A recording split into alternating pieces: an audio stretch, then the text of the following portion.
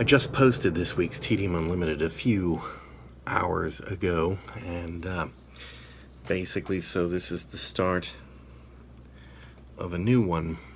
The big thing today was that James and I dropped Michelle off at the Barrett Summer Scholars program at ASU. That's summer camp for the top students in the state. It's to put the kids in a dorm, teach them about college life, get them interested in ASU and the Scholars College. Michelle went last year. Last year it was 1 week. This year it's 2 weeks because this is, I guess, her last potential year in it. We thought next year, we don't know. I really don't know which it is. But anyway, she's there for the 2-week course this time. And you basically go down, you check them into the dorm, and they're assigned a roommate, and Michelle's roommate didn't show. At least not while we were there. Apparently she's just very, very late. And really should have learned my lesson from last year, that there's a long time between when you check in and when they do the opening ceremonies. And we got there, actually technically before they even started, so we were there probably 5 minutes till 1 o'clock. And opening ceremony's not till 2:30. So we were checked in and done by 1:05, and then you have nothing to do till 2:30. So we laid around on the floor. Michelle unpacked. Michelle made her bed.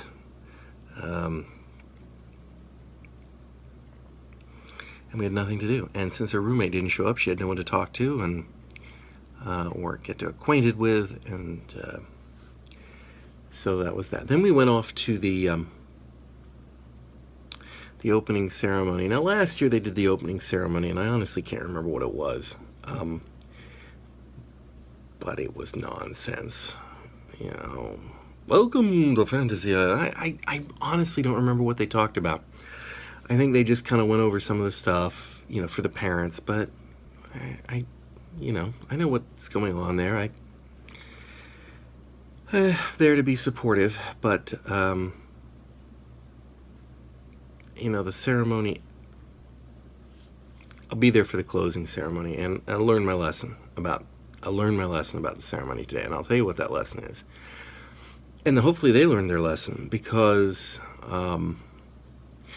people come down and they bring their kids. So here was James and I and Michelle. And I saw one family that had, mom and dad and 2 or 3 brothers and sisters. And, everybody's there with at least one parent. And the problem is, the auditorium was big enough for the 600 students that were coming in. And who knows, maybe the auditorium was big enough for 1,200 people. But it sure as heck was not big enough for the number of people who were there. And so, everyone was packed into the auditorium. All seats were taken. They had brought in extra chairs and stacked them in the aisles and stuff where they could. And there were still people standing all along the steps, all the way up on both sides of the theater and along the back, and still people trying to get in. And it's like a 90-minute ceremony. And even the kids couldn't find, there was like a seat here and there. My daughter had already clustered off with a group of her and 2 others. They couldn't find seats together. So they were going to stand up through it.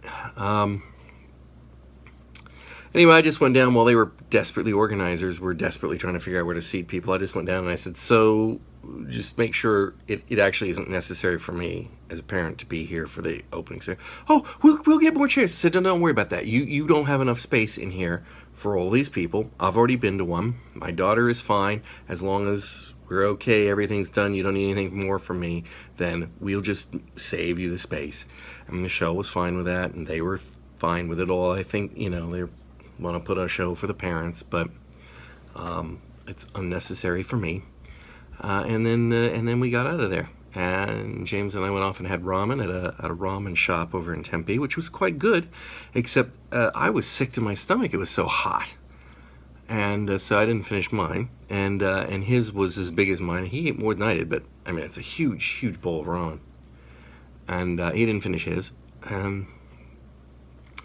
But it was good, and I would certainly go eat there again, and I would get the Tokyo ramen. I think last time I ate, I had tonkatsu ramen. No, last time I ate, I had shoyu. Not at this place. We've never been to this place before. So I've been trying the different styles of ramen. It's different broths. And Tokyo, that was good. It's a light pork broth with some spice in it. That was really good. I would have loved to have finished that bowl if I hadn't just been ugh. So that's it for Michelle. She's off on her adventure. We pick her up again Friday for the weekend, and then she goes back Sunday for another week. Chu-Wan returns Thursday, midday, and so she'll be here to pick up Michelle on Friday. And I'll recount another story, since, I mean, heck, it's only 6 minutes so far. Every year, I admit, the pool just always goes. I hate the pool. I hate having a pool. And every year, during the winter, you know, as soon as the summer comes, bam, that pool goes bad. Or as soon as the weather turns a little bit, the pool goes bad. It's fine all winter long, and then bam, gone. And it went bad. It went gone bad this year. And Chu-Wan decided that she was gonna, because every year I have to do this, a fight with a SOB for weeks or a month or whatever it is, to get it up for swimming levels. And Chu-Wan decided she was gonna try that this year, and she's been working at it, and I mean, it has not been successful. And I'm not even going to shoot video of it to show you the color, but I mean deep forest green. It is a very unpleasant color, unless you like deep forest green, which I happen to do, but I don't want to swim in it. It's so bad that when you take a water sample to check the chemicals, you can see color in the water, the little water samples. That's how bad it is.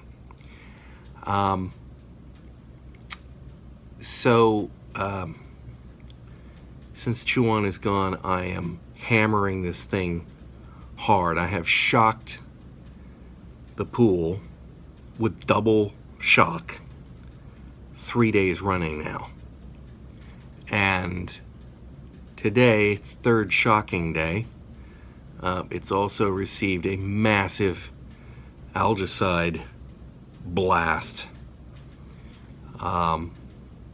I will be very interested to see what color the pool is in the morning. It won't be clear, but I'm hoping it won't be forest green. I'm guessing it'll just be a hideous cloudy, although the algicide is supposed to be 24 hours, so it might not be till tomorrow night. And I'm hoping, and if it doesn't cut it, I have another dose of the algicide here. We're gonna kill that thing, filter out the crap, and then have a pool. Anyway, that's it for now.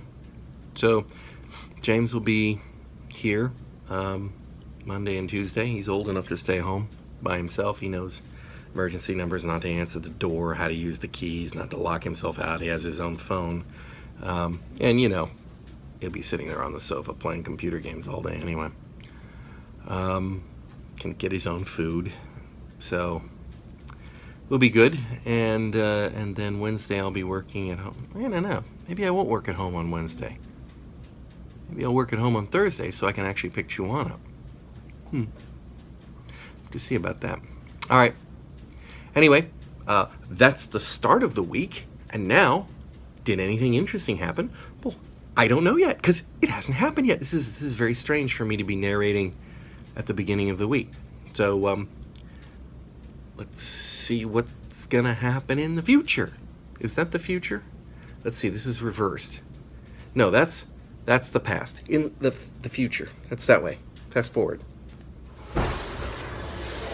Look who's home. It's her. I am. It's her. Yay. Is that the right finger? 2 fingers. Oh, okay. Chu-Wan is home, which is fantastic. She got in yesterday. Flights were pretty much normal. Everything on time, no problems. I picked her up midday yesterday. We kept her awake for the afternoon and evening so that she could try to start getting back on schedule. That means life can start to return to normal, and Bumper can start his intensive potty training, which, looking forward to that. It's also really good to have her back. House just isn't the same. It's just not a home. So I was going to talk to you yesterday morning about the Dunning-Kruger effect, which I don't remember if I've mentioned it before, but it's very memey at the moment among certain circles. So if you're on the internet, you may have heard about the Dunning-Kruger effect, or if you're an expert in those fields, you may have heard of the Dunning-Kruger effect. I'm going to explain it to you, and I may explain it to you wrong, and the reason I may explain it to you wrong is because of the Dunning-Kruger effect. Basically, it's a hypothesis, or it's a syndrome, actually. It's an effect. It does happen. It's not just a sort of like, yeah, this is maybe my idea of what could happen. It does happen. And I'm not going to use the word stupid. All right, I'm going to use the word ignorant. And I am using the word ignorant specifically in the context of someone who lacks knowledge, right? He is ignorant of this. He's an ignorant person, okay? As opposed to stupid. Sometimes people think that's synonymous, but I'm going to go with ignorant for a reason, because it fits. Basically, it says that a person who is ignorant is not only ignorant of the subject that they're ignorant on, but they are so ignorant, and that's not a degree, but it's the fact that because you are ignorant, you don't know what it is you don't know. It's not just that I don't know about climate change, it's that you don't actually understand the breadth and the depth of the knowledge that's available on the subject because you're ignorant of it. And because you're ignorant of the breadth and the depth, you overestimate your knowledge of the subject. And so ignorant people think they know more than they know because they're too ignorant to know any better. And when you think about it, it makes perfect sense, and it's apparently been borne out in testing. So that part of it. Now, the corollary of it is that people who are not ignorant of it, and this falls under kind of two categories, ways of looking at it, are unaware of how ignorant other people are because they're versed in the subject. So they assume that other people have a better knowledge of the subject than they do, and so they actually underestimate their own relative understanding of the subject compared to other people. So, and it also has to do with, they themselves may be ignorant of all the things they know, or that they don't know, because nobody knows it all. And so basically it's almost a form of humility. It's like, well, there's a lot we don't know. So they pull their estimation of their own knowledge or intelligence on the subject down, whereas the ignorant people pull their self-assessment of knowledge or ignorance up. Meaning that you have two groups of people who are completely and utterly unqualified to be talking back and forth between each other in an intelligent fashion, but they don't realize that. And now here's the part that's kind of weird about this whole thing.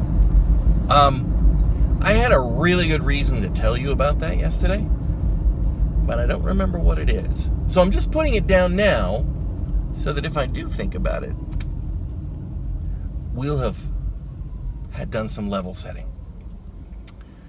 Also, need to pick up Michelle this evening. She comes home for the weekend from her first week at ASU, and we could have left her there over the weekend, doing the dorm thing, but it cost more money. and most of the kids who live in the area are going to leave, so she'd quite possibly be there on her own. And, you know, apart from kids coming in from far away. So, my druthers was to let her stay, but Mom decided to bring her home. Well, we've picked up Michelle at ASU for the weekend. She goes back Sunday for the next days in school or in camp.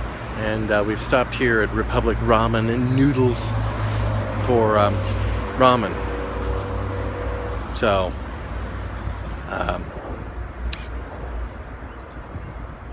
that's basically it. Well, my Tedium Unlimited schedule is all messed up. Just haven't had the time this week. So I'll see what I can do. It's Sunday morning. Got to take Michelle back to ASU this afternoon. And Bumper has just had his first professional bath and grooming. And he looks fabulous for a little ragamuffin.